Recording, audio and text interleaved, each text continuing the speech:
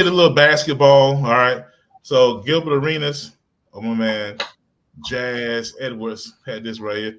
So they were talking about NBA players and how the current players would wash the old players. All right. So before we chime in, let's see what he's talking about. The prototype number one came into the league, and you didn't know what to do with it, which was Grant Hill, a 2 guard, 3 guard who actually went left to right. We never had a 2-3 that actually crossed that fast, and he was barbecuing. Pippen, Jordan, and Rodman with the fucking crossover, and he couldn't shoot a lick, but he got to the basket like no other. So if you couldn't deal with prototype one, what makes you think you can deal with the 2010, 20 prototype of guard? You can't. The moves that they do now, you've never seen in your life. 80s people think like fouling was defense. I saw what happened. All right. So all right. So what y'all think about that? I hear this debate all the time. So Bailey, what you think, bro? First of all, when it comes to any type of sports debate that transcends decades, it's really not a debate. It's you can't debate eras. Right. In the '80s, it was a very physical brand of basketball. They kill It you. was big. It was big man prevalent. You stayed in the big man, roamed the paint, beat you up in the paint. Guards were facilitators of the game. And you had a few guards out there that were electrifying in the '80s, but when the '90s came around, it became the two guard in the small forward became more prevalent with guys like Michael Jordan, Larry Bird, even though Magic was a point. So when I hear this argument of the '90s eras cannot compete with the current NBA players, I kind of laugh at it because I'm gonna turn around and tell you this: if you put the same rules for which they played in the '90s in today's game, half of these players will be on injury reserve or either be taking multiple games off throughout the season outside of just maintenance than what they do now. Now, if you take the '90s players, especially a skilled player such as Magic, a Jordan or Bird, even Barkley, and you allow them to play by '90s rules in this game, man, Jordan's going to average 45 points. And Yeah. people don't realize how good of an athlete Jordan was. I just reported that Jordan ran a 4.440, had a 48-inch vertical, and if those numbers alone are great enough to get you as the number one wide receiver on the NFL team. Facts. So this guy wasn't just a good athlete. He was a great athlete.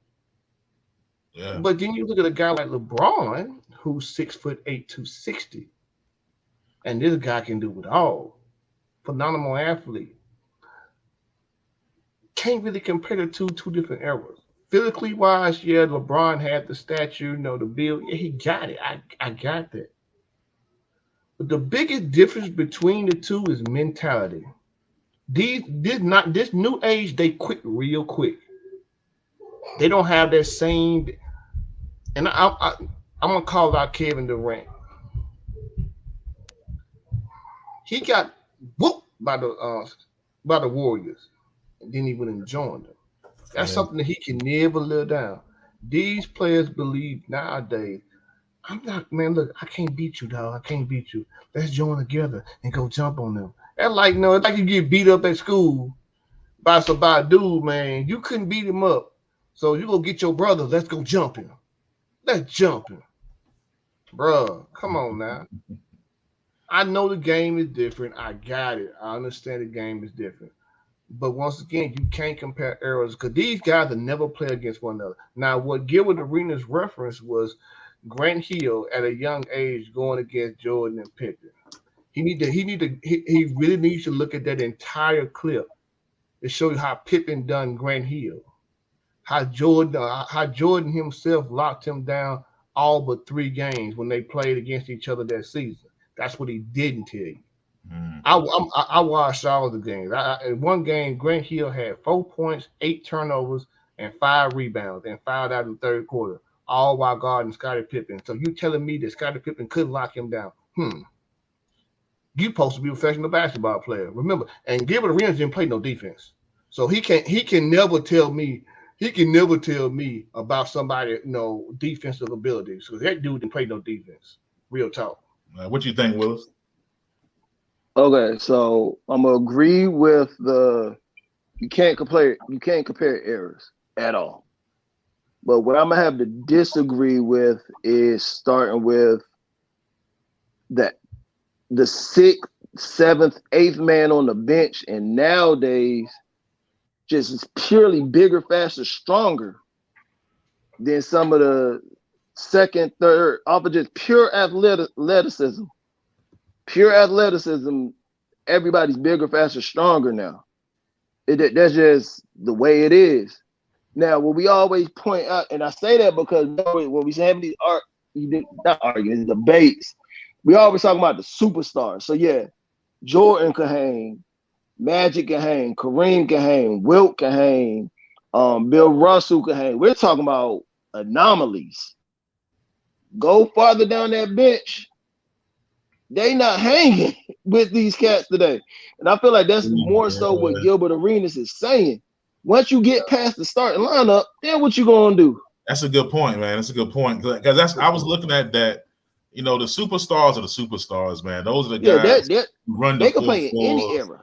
Yeah, they play in any era. But that below there, I don't know, bro. I don't see a third and fourth man from 1980 hanging with these guys today, man. There's just one technology. These guys have been trained better. Nutrition has improved. It's just the science is so much better. These guys are in way better condition, and there's way more knowledge than back in the day. So it's not, it's not a knock on anybody from back in the day. It's just technology, bro. These kids like little robots, man. They go in and they specialize. One thing I do notice though, I feel like players back in the day didn't get as hurt as much as kids do now.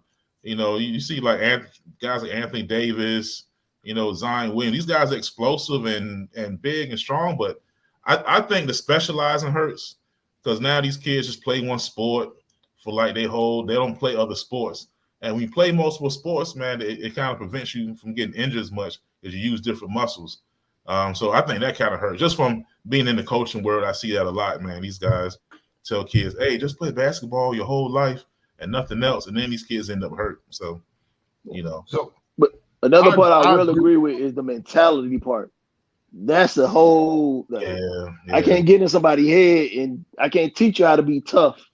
Right. So, back in the day, it's totally different mentality. Like dog eat dog. Like I'm staying on this team if I gotta scrap, whatever. You know what I mean? Yeah, that dog is something that comes from, these kids have a lot easier, man. The times are easier. Harder times, man, make tougher men. I've always learned and believe, and then tougher men end up, they make things easier, and then you make softer men, and softer men make harder times. And that's what the saying goes, and it's like a little cycle that goes through. I noticed that with just coaching kids and stuff right now. It's a little different, man. They're more sensitive. Everybody gets a trophy mentality. So it's just our society's kind of made a lot of the kids, and it's trickled down to the athletes. It made them a little bit softer, man. That's what I've noticed. They don't like to compete as much as we did.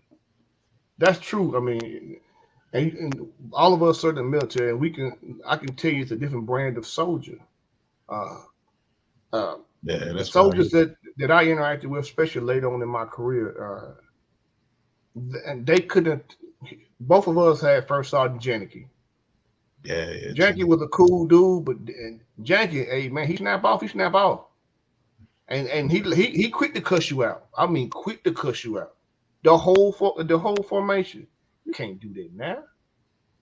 You can't make it, bro. You cuss out. IG is knocking at the front door. Oh, but is that stress? I never saw one, but was that stress card thing real? Was that ever a real thing?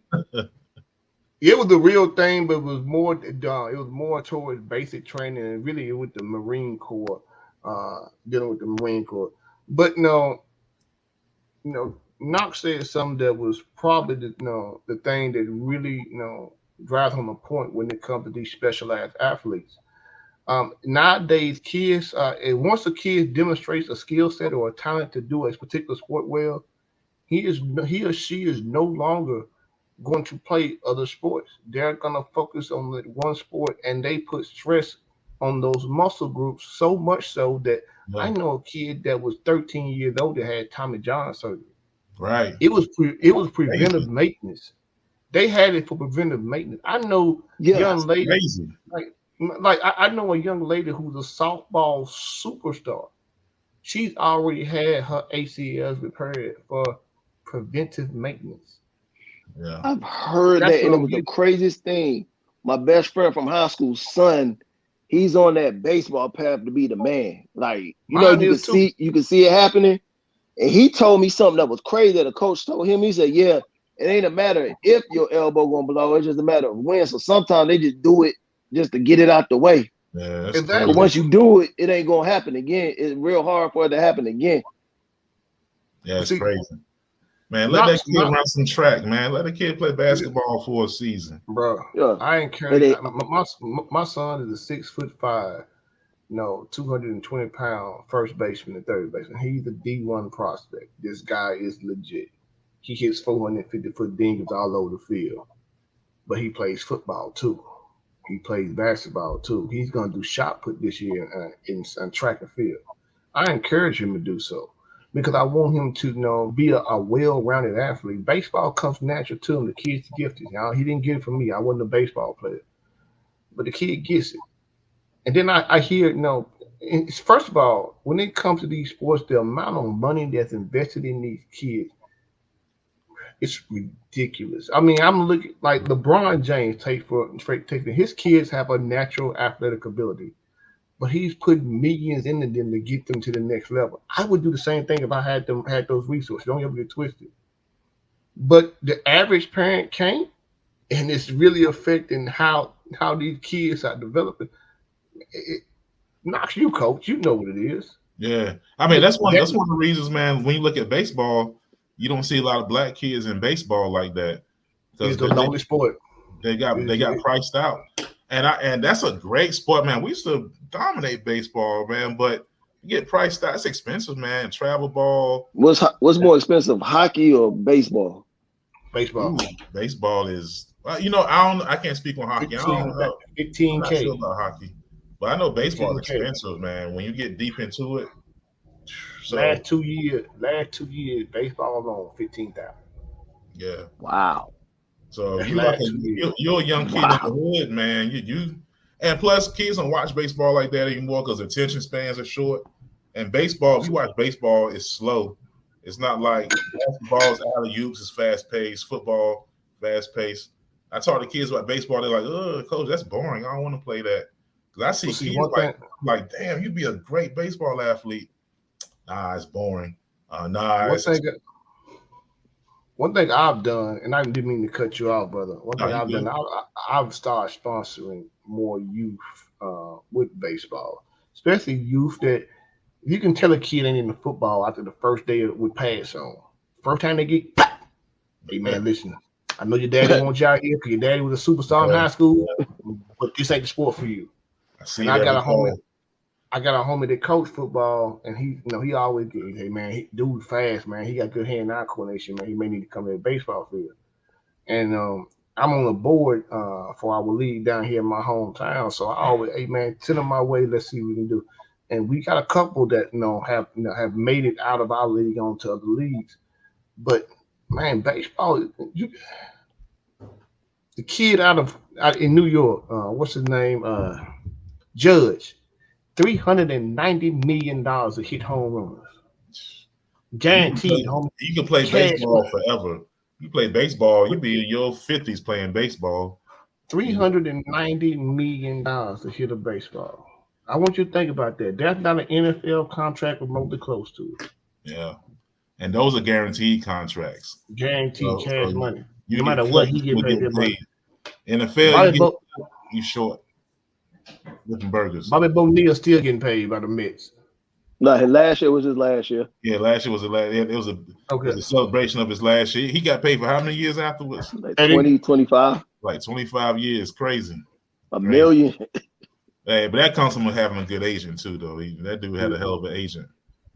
Yeah. But I think we all in agreement, in somewhat agreement when it comes to this topic about the older age players being the guard to newer players. Knox, you said it best.